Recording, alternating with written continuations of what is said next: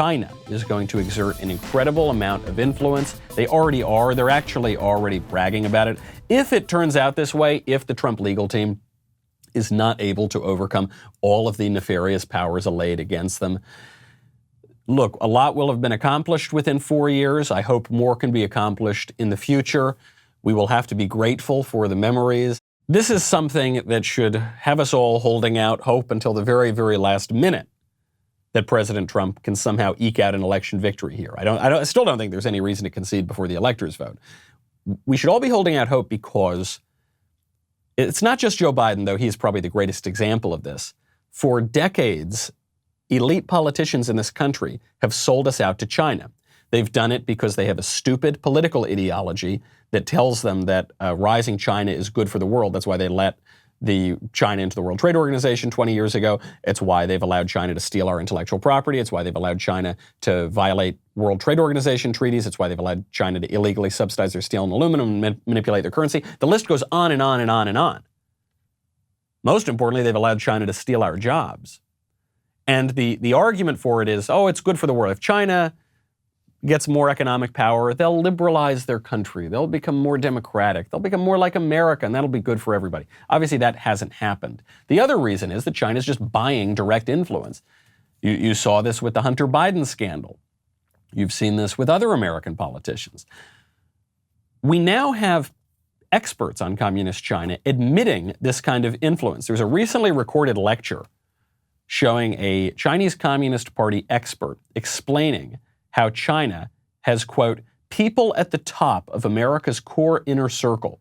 This video has been leaked, made its way onto the internet and into the United States after it was censored in China.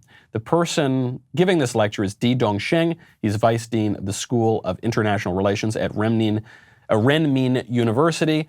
My Chinese is not great, but my ability to read subtitles is. Take a listen to this.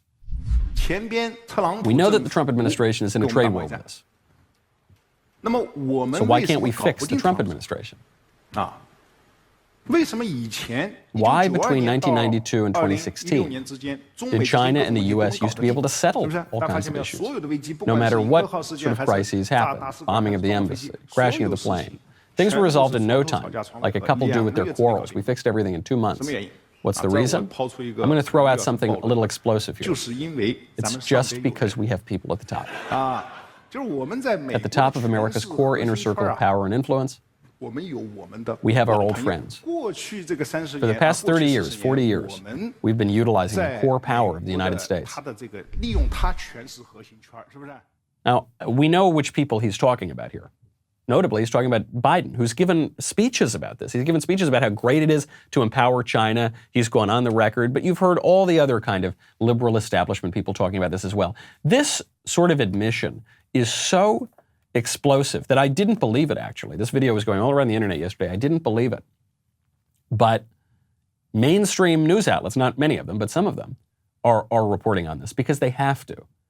Because this is real. This is a real guy. He really is the vice dean of this IR school, and he's really talking about influence, Chinese influence in the United States. Hostile powers have often exerted influence in the United States. Right now, I'm reading Witness by Whittaker Chambers. It's one of the books that turned Reagan from a liberal into a conservative. It's from an ex-communist who details in painstaking detail all of the Soviet influence in the United States during the 30s, during even a little before that, and during the 40s. Guys who were at the very tippy top, guys who were helping to establish the United Nations, guys who were in the State Department, guys who were in the Justice Department, who were communist spies. And they had that. Soviet Union had that for a long time. When people make fun of McCarthyism or they make fun of the House Un-American Activities Committee, that's like the punchline now for a lot of people. What that fails to acknowledge is these guys were right. I mean, Joe McCarthy was a little bit of a flawed individual in the way that he carried these things out, no question about it. William F. Buckley Jr., founder of National Review, wrote one of his first books defending Joe McCarthy because the central thesis here, that the Soviet Union had communist spies at high levels of the government, was obviously true. We know this. We know their names. We know the name Alger Hiss. We know people who were, Whittaker Chambers called this out, McCarthy, I suppose, called this out, Nixon called this out, all made fun of, all mocked, all have been sort of written out of the history of that era. But it happened, and it's happening now with China. He goes on. 但现在呢，现在我们看到 Now that we're seeing Biden was elected, 传统的 the traditional elite, the political elite, the establishment, 这个建制派，他们 they're very close to Wall Street. 非常密切 So 的。 you 所 see 以 that, 大家看 right? 到吧，拜登的儿 Trump 子 has been saying that 被特朗普 Biden's son 说你在全 has some 球 sort of global 有 foundation. Do you notice 发 that? 现没有？ Who helped 谁帮 him 他建 build the 这些公司啊？ foundations? 明 Biden's 白 son. 吗？这里 Got 边都 it? 有买卖啊。 There are a lot of deals in all these. Who helped Hunter Biden build the foundation? Who do you think? Who do you think? China. This guy points out very astutely that Wall Street used to exert a lot of influence in the United States. And then after the financial crisis, 2007, 2008, Wall Street lost a fair bit of their influence. And they were sort of the bad guys because they plunged us all into this global recession. Still, the establishment was playing along. And then you had Trump. And Trump comes in and he offered a radically different policy at the domestic level, but also at the international level.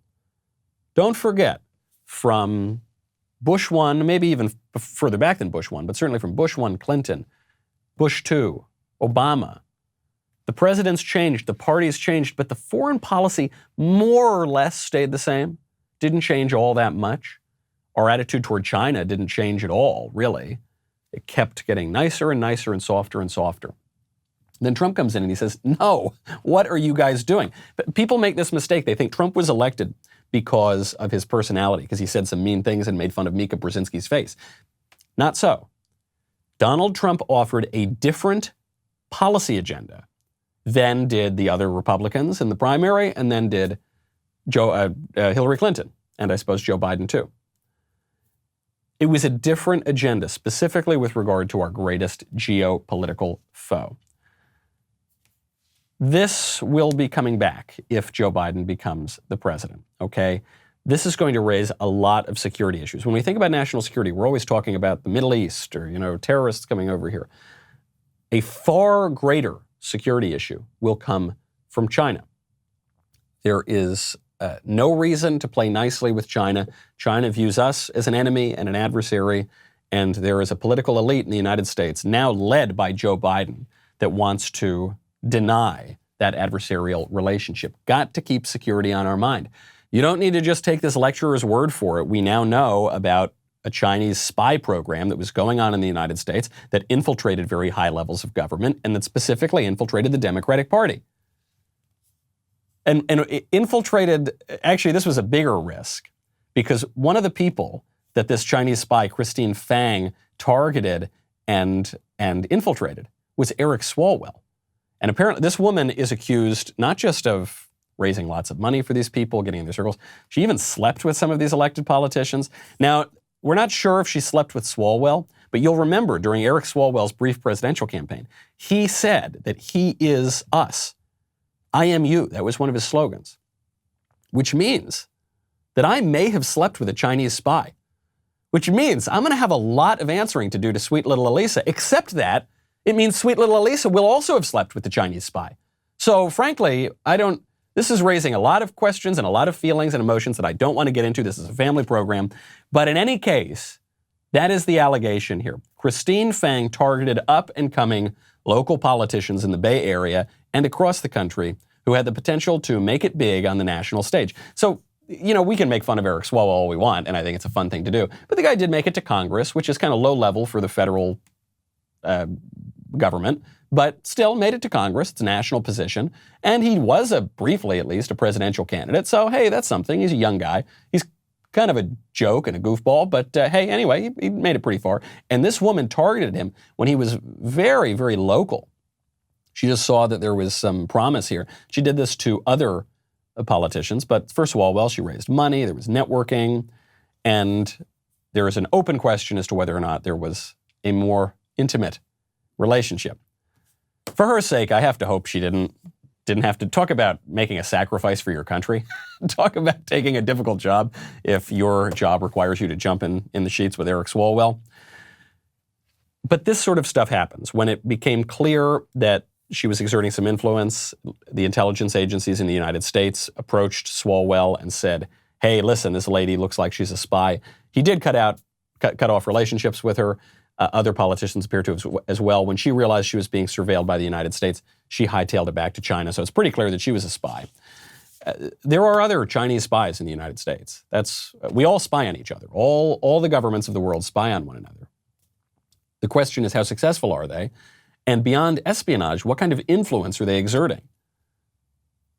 I'm sure the United States has spies all over the world. But what kind of influence do they have behind the scenes? Certainly some. We know China's exerting a lot of influence.